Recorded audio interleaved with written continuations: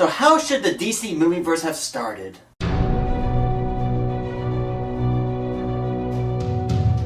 Hiya moviegoers, Chris is back again, and let's be honest with each other. The DC Movieverse right now is in rough shape. With the majority of people less than thrilled of the storylines that have been created so far, plus the fact that Ben Affleck might be leaving the role of Batman altogether, it's hard to imagine how this series could actually bounce back. Of course, with Wonder Woman on the way, this series could get back on the right path eventually. But with this rough start in mind, let's take a look at how the DC Extended Universe should have been written. And I would love to hear what other people think about this too, so please leave your comments in the comment section below. And don't forget to like this video and also subscribe because your support is important to the success of this channel. Now, the DC Extended Universe did start with the right idea. Superman was the right choice to kick off this series. Having just coming off a very successful Batman trilogy, it was right to let Bruce Wayne kinda take a rest and let the Man of Steel flex his muscles again. However, the movie could use a bit of tweaking.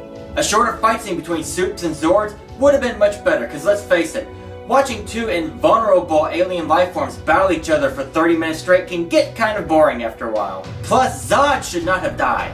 Keeping him alive would have opened up so many storylines for future Superman movies and also the Justice League movie. After the release of Superman, Wonder Woman would have been the obvious choice to move forward in the series. DC fans have been waiting for years to have the Amazon goddess get the silver screen treatment, and by the previews we have seen of her film, it looks like it's not going to disappoint. But when DC and Warner Bros. Decided to introduce her along with Batman and Superman at the same time, it could send the wrong message to people. It made it seem like the studio did not have faith in the character to open up her own movie by herself. And speaking of Batman v Superman, that movie should not have even existed yet.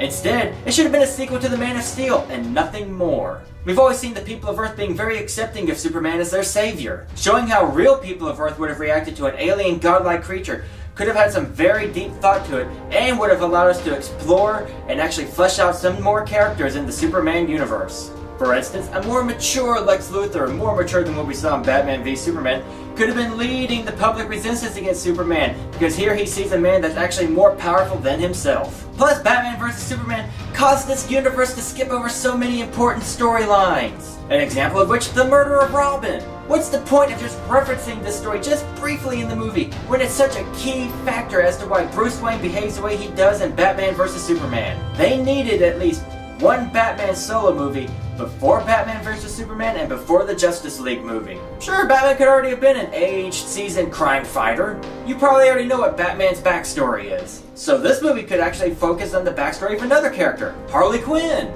Harley's story has never been told up on the big screen, and there really wasn't enough time to actually squeeze in every detail into the Suicide Squad. So in a way, the Batman movie could have focused on a struggle where Batman's trying to save Harley, Joker's trying to brainwash Harley, and of course in the end, Joker does brainwash her. And then in a big finale to show her dedication to the Joker, Harley is the one that kills Robin, which is actually alluded to in the Suicide Squad. Thus, she's the one that goes to jail for the murder of Robin, and that will lead us into the Suicide Squad in a future movie. Batman then goes crazy after this, and then beats the living tar out of the Joker, which would then explain some of the Joker's looks that people have been having problems with. After these movies has hit, then we can move forward with Batman v Superman. This way it can accomplish what it was looking to do, which is bring together Batman, Superman, and Wonder Woman to help set up the future Justice League movie. Once Batman vs Superman is done, then the other characters like Flash and Aquaman can get their solo movies in first. This way they can have their own character development done in a nice timely manner instead of trying to cram it all into the Justice League.